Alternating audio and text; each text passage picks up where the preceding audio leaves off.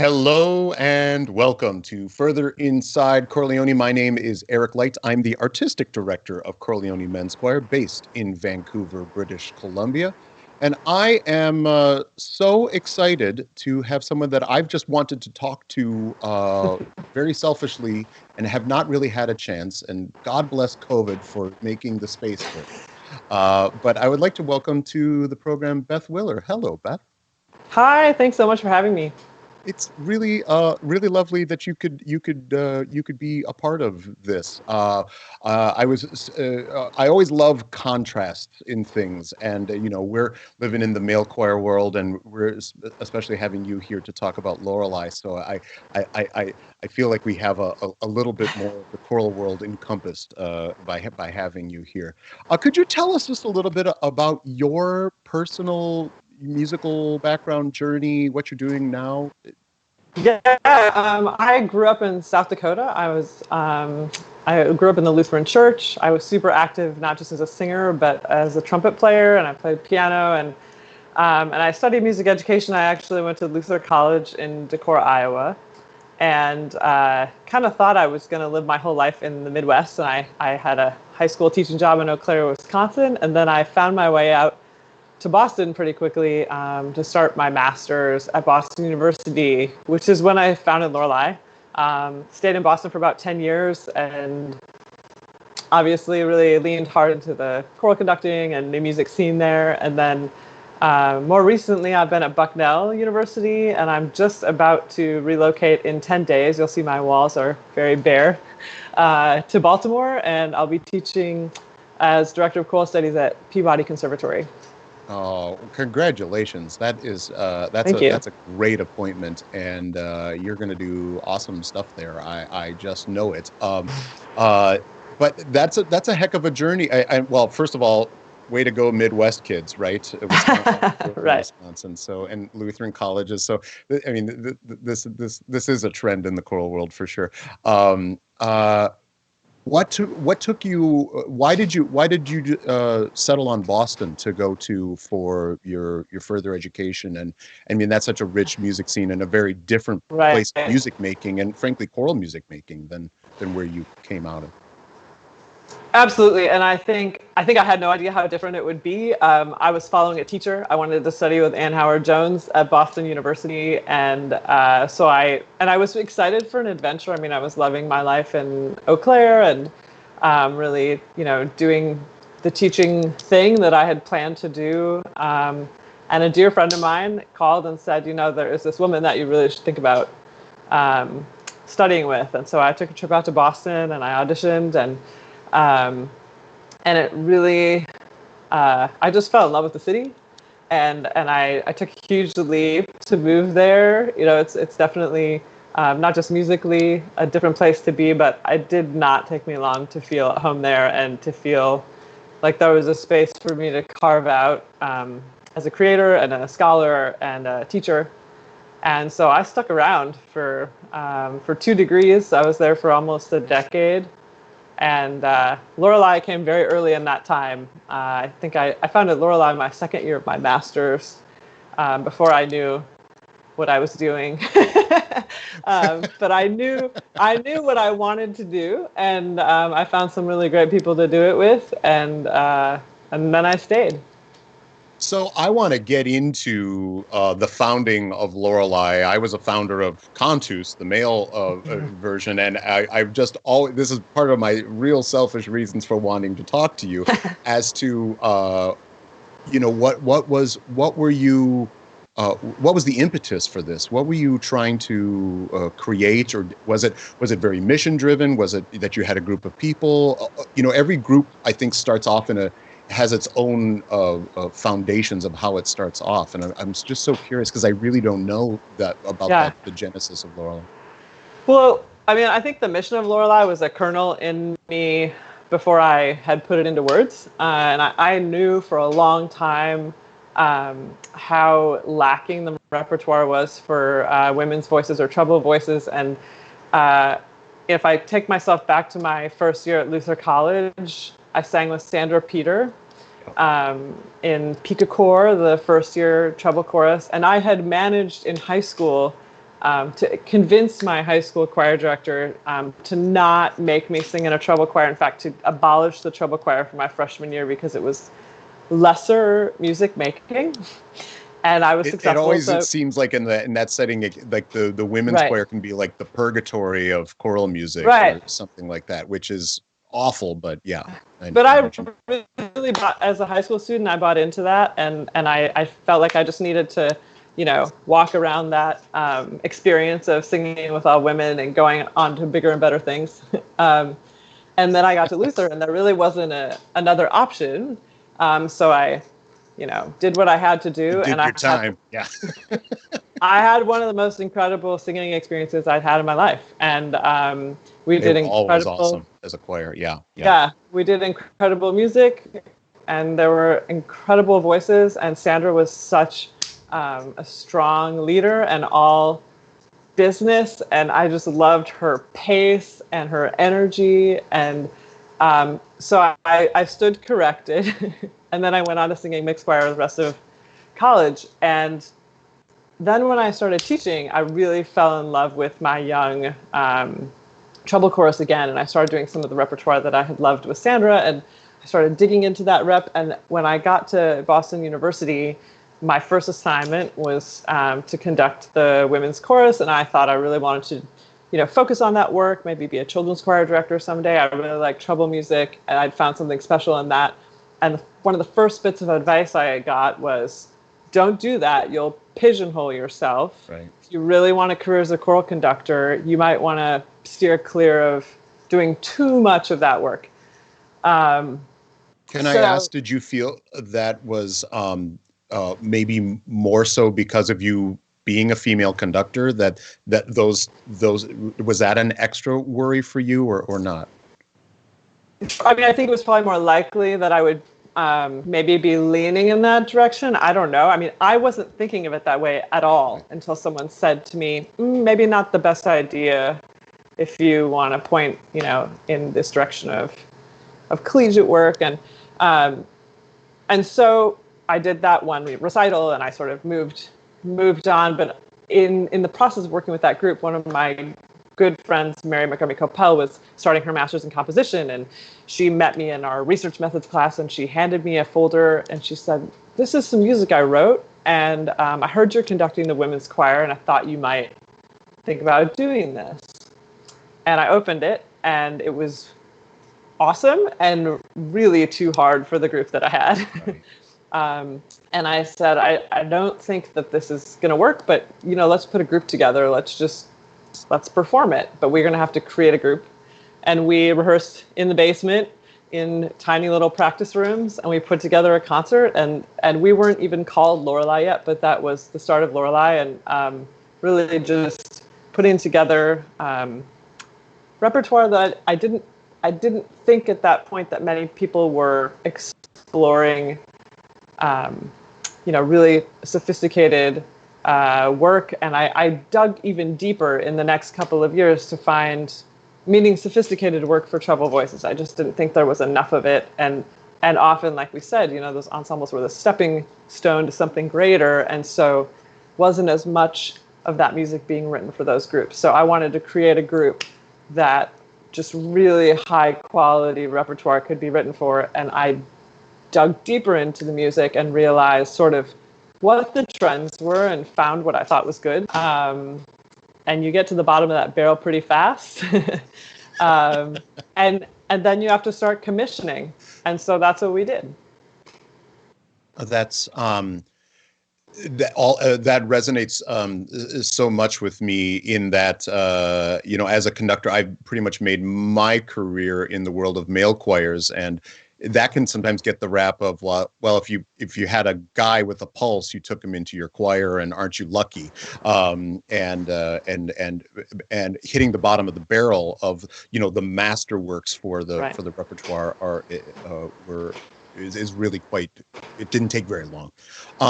At the time of founding this group, where were there goals to think about? Oh, we'll become pros and do all of that. Or how did that evolve? No, no. I mean, it was it started so project-based, and it was a slow evolution at first, and I would meet sort of one new artist at a time and think, oh, this person would be really fantastic. And then I'd meet a contralto and be like, oh, we don't have any contraltos here. That would probably add quite a bit. And there were some really amazing people coming in. I mean, there always are lots of amazing people coming to the Boston community, but some really fabulous people with incredible instruments that were landing there, for graduate work or to start their professional career. And some of those I just happened to meet, and we found our way to, this really solid roster. And I would say about 4 years in, it felt like we had the artistic momentum we needed to maybe start doing the work on a different level. And, that comes with building a board, that comes with, learning about marketing and development and all of the ways that we, position our art making, which of course, at the beginning for me, it was very much not about the organization. It was about the music. And then I realized I should probably build an organization around this so it has some longevity. Right. The singers that you're finding, I would imagine that is, if you're in working within a conservatory, not every treble singer that you're going to find is going to feel a calling or find an ensemble like Lorelei desirous, right, in their own music making life. What's the key to finding both the right voices? Well, I guess the right voices, the right musicians, and the right people in that professional time, not just in your foundations, but I'm sure, there's some roster turnovers that happen here and there. What's that process like for you? Yeah, I mean, I think I'll go backwards and say finding the right person is probably at least as important as finding the right musician. And we had some really remarkable people at the get-go for Lorelei that were, not just there to sing the music, but they were there for the mission. Like, they understood what it was that we were doing on an organizational level, but also kind of on a level of being a movement to do something new for women's voices in music. And, when I think, first of all, I also want to say that I think it's changing. I think there are more women that have seen the work Lorelei's doing, the work that other treble vocal ensembles are doing right now. And I think there is a changing perspective on what it means to sing with a group like us. And I think what's really striking to a young person, and really just to anybody who's never heard Lorelei before, is often how successfully we're able to preserve the individual voices and personalities of those 9 women when we're on stage together, and to do that in a way that results in a cohesive ensemble sound. And so when I'm auditioning folks for the group, it's really important to me that person has a career as a soloist and has hopefully had a career as an ensemble singer, but also just a real commitment to doing collaborative work. And because what we do is it takes a lot of trust. There's a lot of risk taking, and there's just a lot of extended time together, and you've got to have a strong sense of self, not just as a musician, but as a person. And I think that's what makes the group so dynamic and so strong and stick together. Yeah, for sure.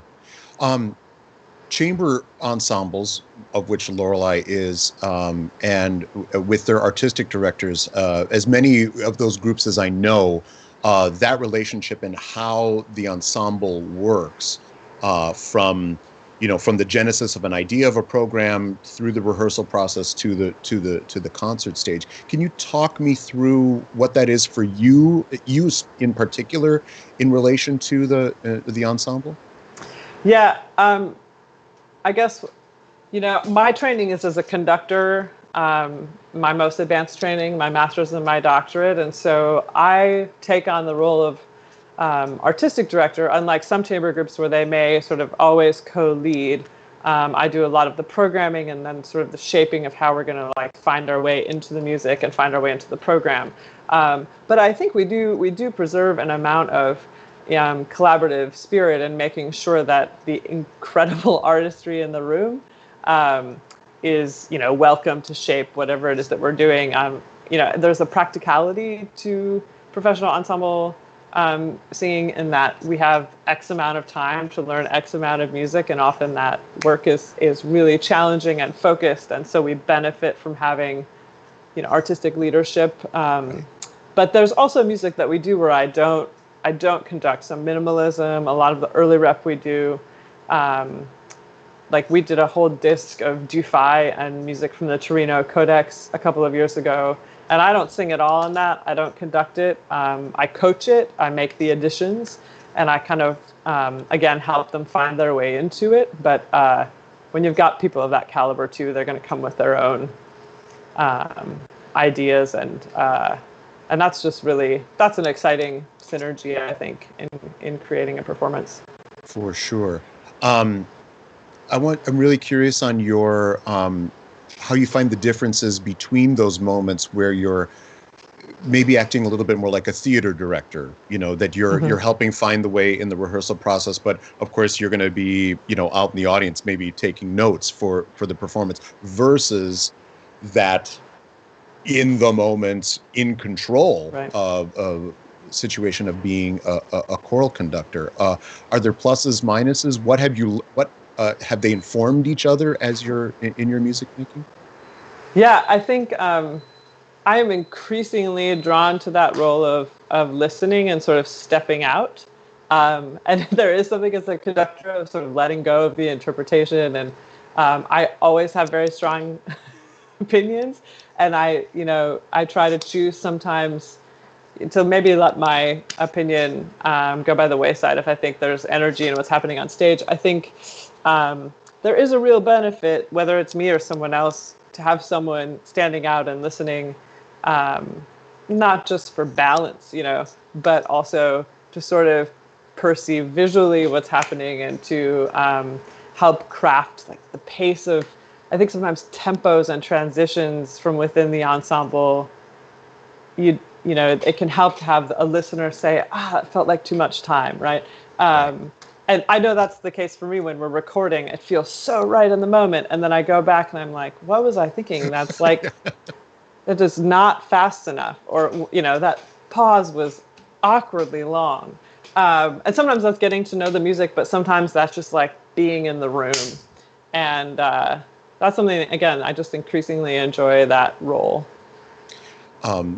My beginning professional life was more in I was singing in concerts and I was artistic director of the group and sitting out in the audience. And I think one of the things that we as conductors sometimes don't get is that ability to listen to the audience around you. Like if I usually went and sat in the hall, they didn't know that they just thought I was just some patron coming to see the show. And so you feel like you put your glasses on and your fake nose and your mustache and you can listen to, when something gets done, and some lady next to you goes, "Oh, that was beautiful," and how that is. Have you had any revelations from those sorts of moments? There's a really particular concert that we did where the audience moved around and we were spaced all over the room. I was singing on this concert, but I was I didn't come in until the very last movement. And so my role was to just sit in this chair by the door in the dark, and all these people are milling around and they don't know that I'm a performer, but I am wearing a mask. So so you literally were wearing a mask. I was literally wearing a mask. The concert was called Masked. And but I was in this strange position of just sort of watching folks, figure out the room and figure out what it was that they were experiencing and walk by me, but also sort of take in this very flexible experience that was very different than anything we'd ever done. And I love that opportunity. I mean, I was probably sitting there for 30 minutes just receiving, what was happening. Also kind of wishing I could walk around and be like the rest of the audience. And then you pop up and they're like, It was you all along. Yeah. Yeah. Yeah. I rang a bell. It was very creepy. I Very really wish I would have new been to that. music. That's that sounds fun. Yeah. And yeah, as a conductor, you can't really get away with that. They put your face in the program, and they Right. can kind of figure, the audience can kind of figure that out. Um, you spoke. I got two more questions for you. You spoke about the mission of the group for Lorelei. What is it? Well, we've actually recently done some work on this, and what we've decided to shift our energy. I guess what I want to say is I think the mission of Lorelei started like this, and every time we've rewritten it, it's kind of gotten a little broader. We started with a mission that was about the repertoire, Right. about expanding the repertoire, and then the next mission was about elevating women's vocal ensembles, and now it's about crafting a new normal for women in music, and really thinking more expansively about what is the role that we play in this greater artistic world. How has that been limited? How do we elevate voices, not just singing voices, but Right. compositional voices and Perspectives, etc. literary voices, exactly, and just people and women in the world. So the heart of it is crafting a new normal for women in music. And then we just talk about, the way that we do that is through performance, and we do that through education and really just dissemination of all the work that we're doing and making sure that it finds its way out into the world beyond us. That's just beautiful, and I think speaks to your forward thinking. I think when most groups grow organically, I think the widening of the circle and understanding your Right. space, your place in the world, and how you can make that difference can get certainly more focused as time goes on. I'm curious to you. For you, I conduct a men's choir, and I have to say we do a lot of work as an organization, and I do a lot of work inside my own head and my own heart, trying to figure out what does that mean to be a men's choir in the 21st century. And I think we've got a lot to answer for, frankly. You are singing as a women's female ensemble. Is there no? First of all, actually, I should ask, what's the nomenclature that you use? We do call ourselves a women's vocal ensemble, but often we'll just say a vocal octet. I'll call us soprano alto. I've increasingly adopted the use of the word treble, and we have all of our reasons as ensembles of treble voices to distance ourselves from that word, because it sounds like youth. It sounds like a training choir. And I think that's just how we've used it, right? Like the treble clef is where our voices live. And finding a way to use language that's more inclusive it's really important when we're talking to young artists, because I think that we don't want to limit who can feel that they could take part in what it is that we're doing, and whose voices we are interested in elevating. And I think this is difficult and sensitive and really important work to think about the language that we use. I think that there is work that we're doing that's really specific to the women's experience, but I don't think there's there's not one women's experience, right? And who we are when we're on stage as women, not just as sopranos and altos, but as women, there have been a certain number of cultural expectations about what it is that we're going to do, what's going to be accepted, what's going to be expected, and what's going to be appropriate. And we kind of want to push those boundaries. And so, I think it's important that we don't let go of the word women in the work that Lorelei's doing. But I don't want to say that it's irrelevant to a greater community of treble voices. I think it can be both things. Here. And it sounds like that's a very similar struggle to what we're having. It's like we'd like to take that word men's choir and make it as inclusive as possible, and redefine it along the way. In some better terms. with that in mind, though, for you, is this something, when you're singing, is it still the frame of women singing, is that the one in which the pictures are made, if that analogy makes sense? Yes, I mean, I guess what I can say is there is very much a women's perspective that informs the work that we do. I'm also very interested in changing the work that women's and treble choruses are doing, in that it is not our responsibility to only sing music that's about being a woman, to not only sing music that's written by women, or the voices of women, or the stories of women. And I'm not saying that doesn't need to be done, because it does. It needs to be done by everybody. And I think what can be really powerful is when a group of all women stands on a stage and tells a story and steps into the characters of not only the female voices, but the male voices. They tell the whole story. They speak for a whole community.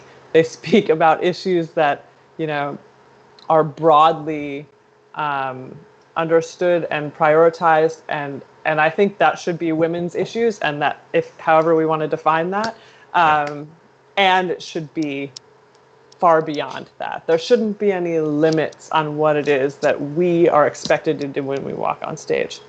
Um, and I would say, along with that, that I've embraced that sort of feminist narrative of our work more in more recent years. I Oh, really resisted that initially. It's not why I founded the group. Um, and I'm a feminist. I think there's a lot of things that I think and feel and say, but it wasn't sort of at the root of what I was trying to say with Lorelei. I just wanted to do really great work, and I wanted to do it with all women. And I wasn't seeing that many groups, if any, do that. And I think a lot of young women could grow up and never see an all-pro ensemble without tenors and basses on the stage. And so I wanted a group that could be that for young girls and women. I this is thank you for sharing all of this. This has just been so inspiring, for me, and I hope for others watching this. Thank you for creating Lorelei, for the work that you're doing, and I know this is a tough world out there for, Yeah. university teachers and professional musicians and whatever else. And I just wish you really all the best. Thank you. My great pleasure. And I think I just want to close by saying that, you know, this conversation that we're having and the work that Lorelai's doing, I think um, there's no end to it. There's really, I hope, any conversation that we've started here, that I could um, continue talking about that with anybody that's listening, if you were so interested, because I think a lot of these issues, they run really deep, and we all have different ways of thinking about them. So Yes, they do. open to hearing from folks that are listening too. And thank you for doing the work to gain some wisdom on all of this. I count myself among them, of people that may be following up with you to gain that wisdom and that perspective. Thank you so much. Yeah. Thank you for having me.